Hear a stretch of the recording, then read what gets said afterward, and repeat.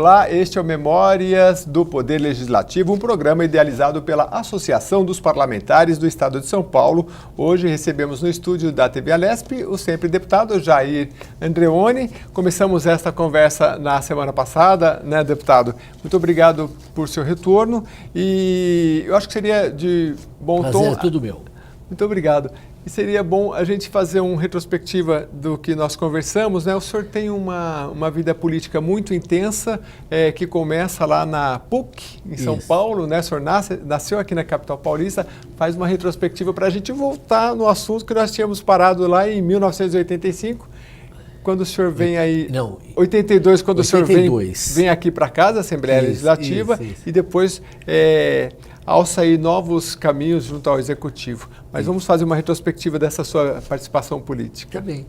Você acha... iniciamos aonde? É bom lembrar que o senhor, antes de chegar até a casa parlamentar, o senhor teve uma Iniciei na PUC, na universidade, né? Participei do diretório não, no centro acadêmico, né? Centro acadêmico da PUC, mas fomos lá um grupo que ganhamos e não levamos naquela época, e a coisa era mais ou menos assim, mas não tem nada, continuamos a luta política e tal, sempre gostei, né? E um grande sonho que era ser, um dia, ser parlamentar e tal, que Deus acabou me honrando, né? Me dando mais esta oportunidade na minha vida, né? Mas antes, para conhecer um pouquinho da política, o senhor foi assessor do senador Furlan. Do senador Amaral Furlan e assessorei também, naquele momento, conheci o Furlan, assessorei o Furlan ali na Praça Patriarca, né, que era o escritório político, ali onde o antigo prédio Matarazzo, o prédio do Banespa, e caminhando com o senador, participei de uma reunião, na época, com o então governador Paulo Maluf. Sim. E parece brincadeira, mas foi na casa do falecido Adhemar de Barros Filho, senador Amaral Furlan, doutor Paulo Maluf e eu.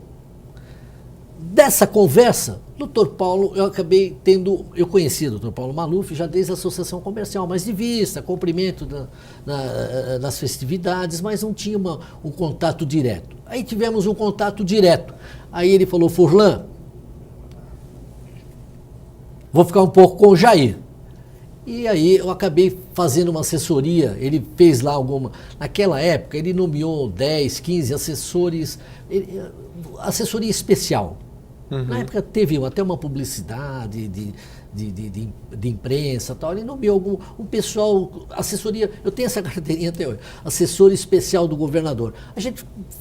Nós fazíamos assim: governador Andreoni, nós estamos com um problema assim, tal. Precisamos ver qual é essa prioridade na cidade de Taubaté, por exemplo, ou São José do Rio Preto. Eu saía de São Paulo, ia fazer um levantamento de área, que eu assessorava o pessoal do interior para o senador. E aí eu passei a ajudar o doutor Paulo para, por exemplo, briga entre MDB antigo ainda e Arena, antes da abertura. Então, necessidade, não, um partido quer creche, o outro quer quadra poliesportiva. Não, o pessoal está dizendo que falta escola. Então, eu ia até a cidade, fazia um levantamento, falava com os vereadores de todos dos dois partidos na época, né? Falava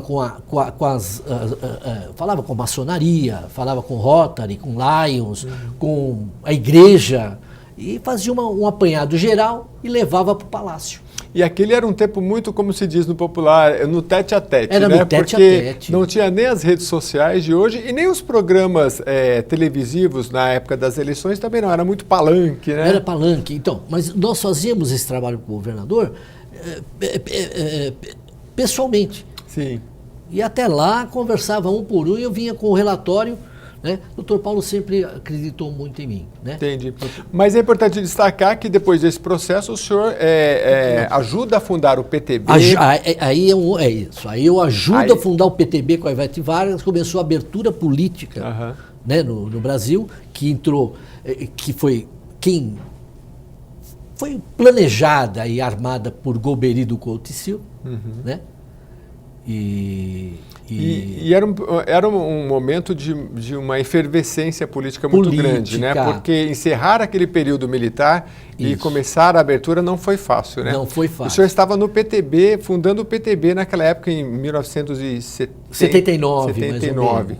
Mas aí o senhor deixa posteriormente o PTB e vai para o PP, então o Partido Popular. Isso. É que assim, Jeremias, nós fomos, não é bem o Jair, eu fui com um grupo de universitários na época, né? Era um pessoal que eu tinha um contato, eu era um dos mais jovens, né? No PTB, na época da Ivete, eu era o mais jovem, eu tinha 27, 28 anos, eu já estava ali então próximo. Houve um movimento mesmo de saída de algumas integrantes do PTB para formar o Partido Popular. Partido Popular. Porque que posteriormente vai ser incorporado pelo MDB para se tornar PMDB. Exatamente. O senhor sai, então, como candidato em 1982 ao parlamento, deputado estadual, ganha para parlamentar, inclusive com projetos aqui que a gente já comentou. Se você não acompanhou, reveja o primeiro vídeo, ou veja o primeiro vídeo aqui com o deputado nas nossas redes sociais, no YouTube, porque daí o senhor apresenta vários projetos, muitos deles passam, e no segundo momento nós podemos até voltar nesse período do senhor como parlamentar, mas o senhor também vai disputar a Prefeitura de São Paulo, um momento importante Prefeitura também. de São Paulo. Eu estava no PMDB, era deputado do PMDB, vice-líder, era vice-líder da bancada. E aí, só que iniciaram-se as pressões políticas. Eu vou falar de uma pesquisa da época, Alcântara, não sei nem se existe mais essa empresa, eu lembro da Alcântara Machado e Pericinoto. Fez a pesquisa e publicou. Eu era o primeiro nome, ou o segundo, do PMDB. Na minha frente tinha Mário Covas, que era o prefeito biônico em exercício. Mário Covas foi indicado pelo governador para prefeito de São Paulo e nós aprovamos aqui na casa o nome dele como prefeito. Na pesquisa, em quem você votaria para prefeito, tirando Mário Covas, que era o prefeito em exercício, não poderia ser o candidato. Naquela época não existia reeleição, não existia nem eleição, né? Muito menos a reeleição, porque ele era o prefeito em exercício.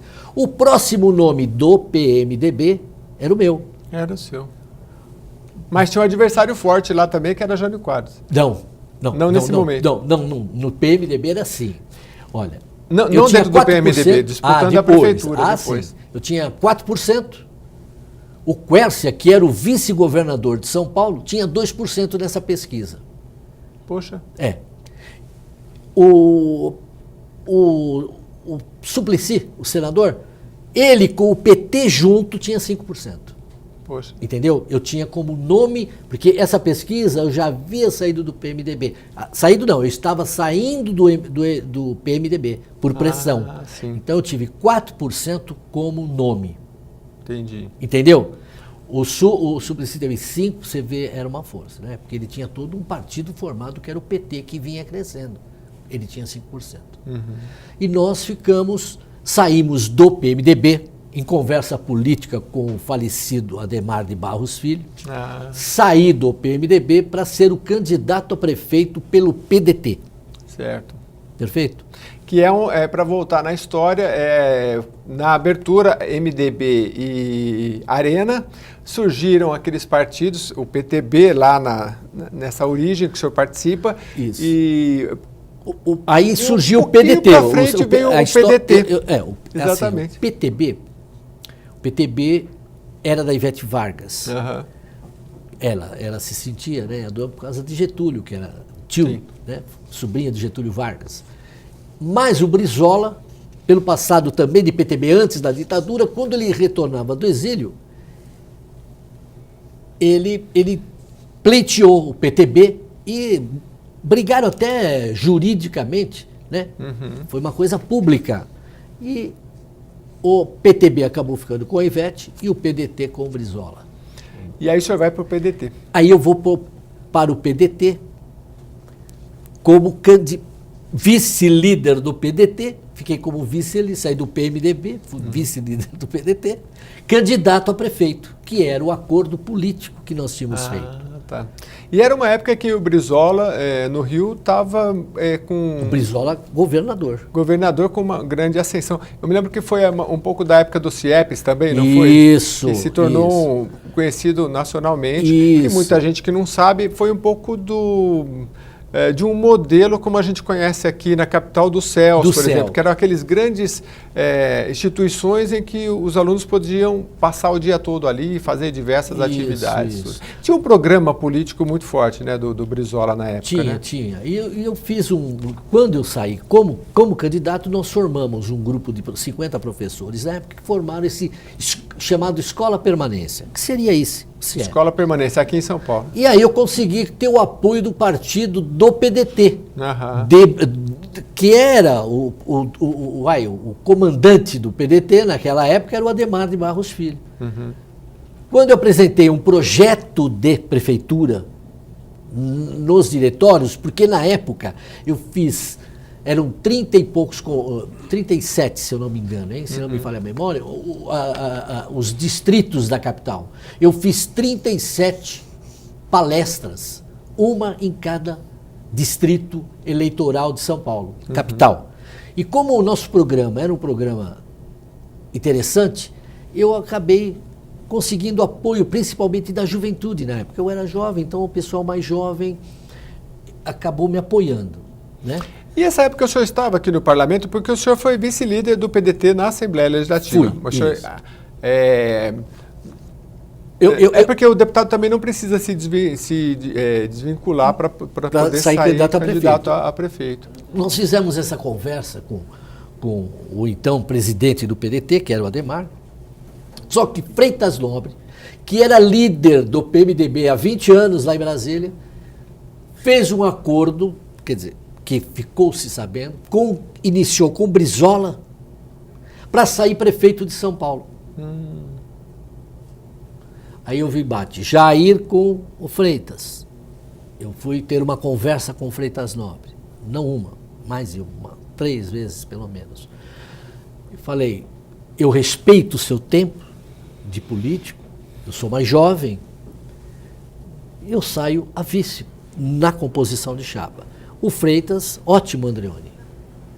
Excelente para mim. Porque o que ele precisava, porque ele tinha muitos anos de política, mas muito afastado da capital. Porque ele ficava em Brasília, líder do MDB. E o senhor também representava uma juventude ali. Exatamente. Com novos ideais. Exatamente. E com uma boa base eleitoral também. Eleitoral e um grupo que queria mudança empresarial jovem em São Paulo. Que queria uma mudança. Eu vinha com aquele discurso antigo nosso da ditadura. E ele falou, Andreoni, ótimo, venha como vice, vai ser o maior prazer. Eu acho que é a melhor chapa que nós podemos formar. Eu saio a prefeito, você a vice, excelente. Só que aí o Adhemar não concordou. Marcou a convenção.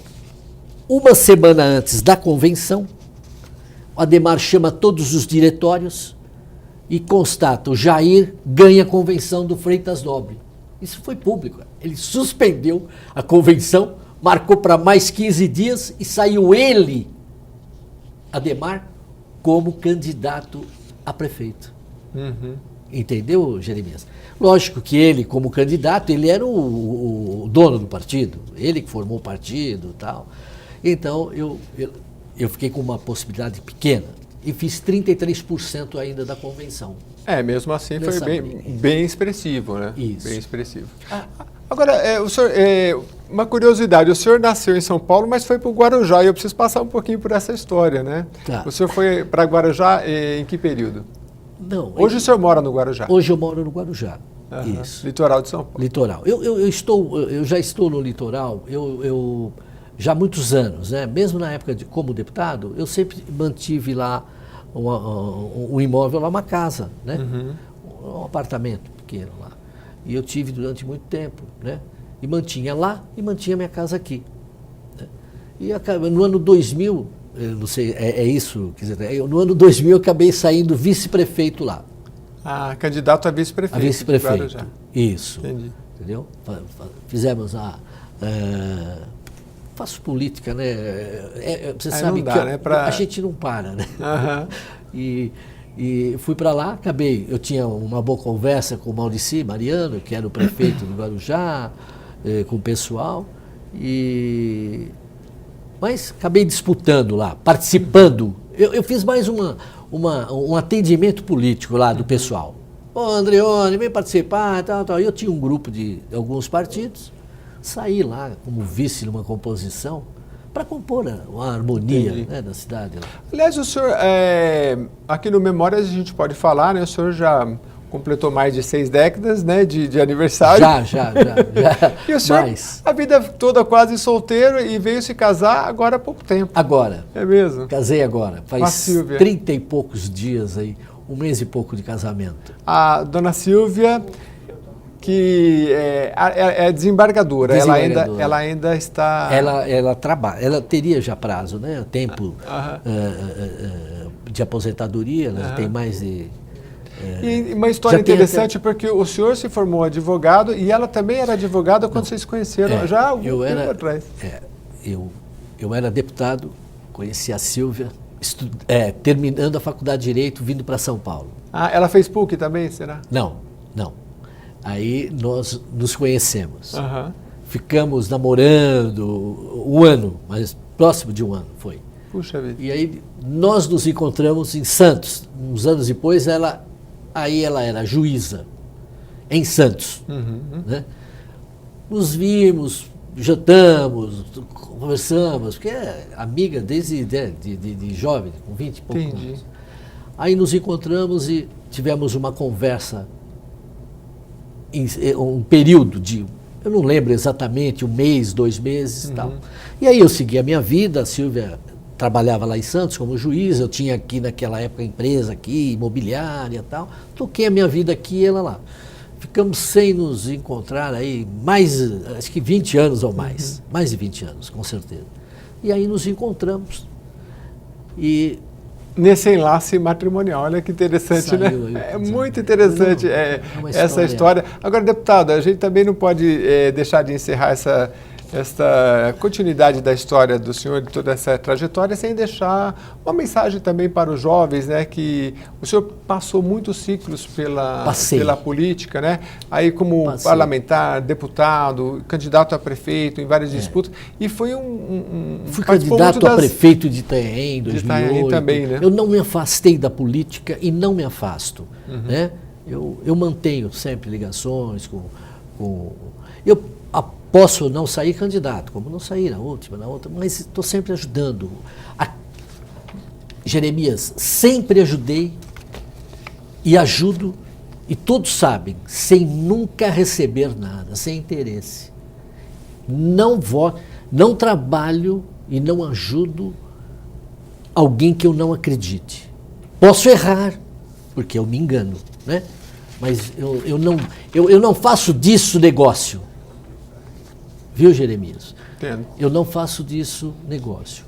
Eu empobreci na política, eu não enriqueci na política. Quando eu me elegi deputado, eu tinha um bom patrimônio. E eu não tenho esse patrimônio. Eu empobreci na política. O que nós temos de história no Brasil é de pobres que enriqueceram na política. Eu sou um que empobreci na política.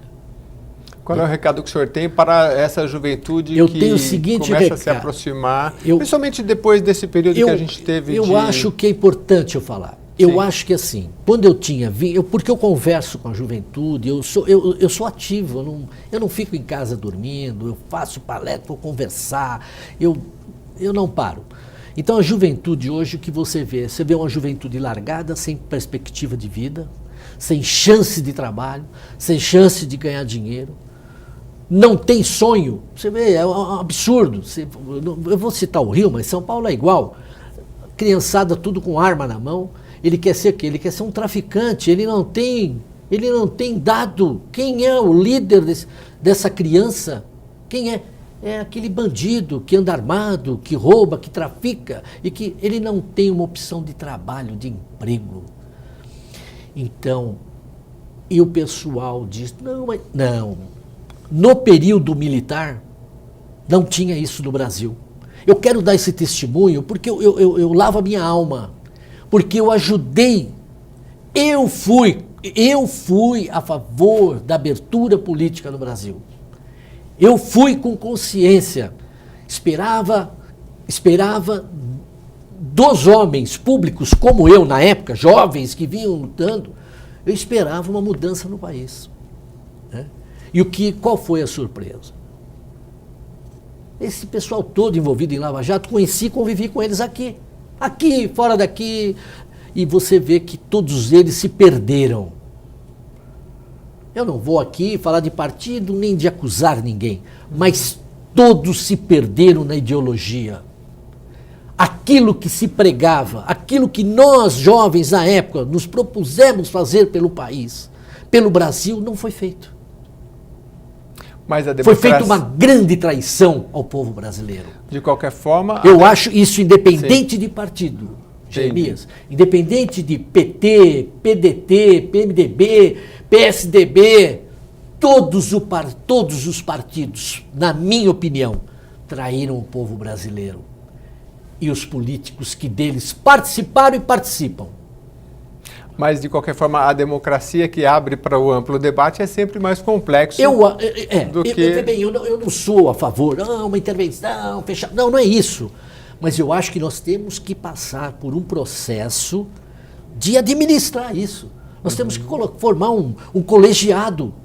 Pode ser não precisa ser um colegiado do Exército, ou da Marinha, ou da Aeronáutica, não. E de pessoas, representantes das instituições civis. Eu acho que nós precisamos e passar o Brasil a limpo. Nós não podemos ter centenas de deputados federais, ministros, homens do judiciário, deputados estaduais ou senadores citados na Lava Jato. Não é? Nós temos um judiciário forte.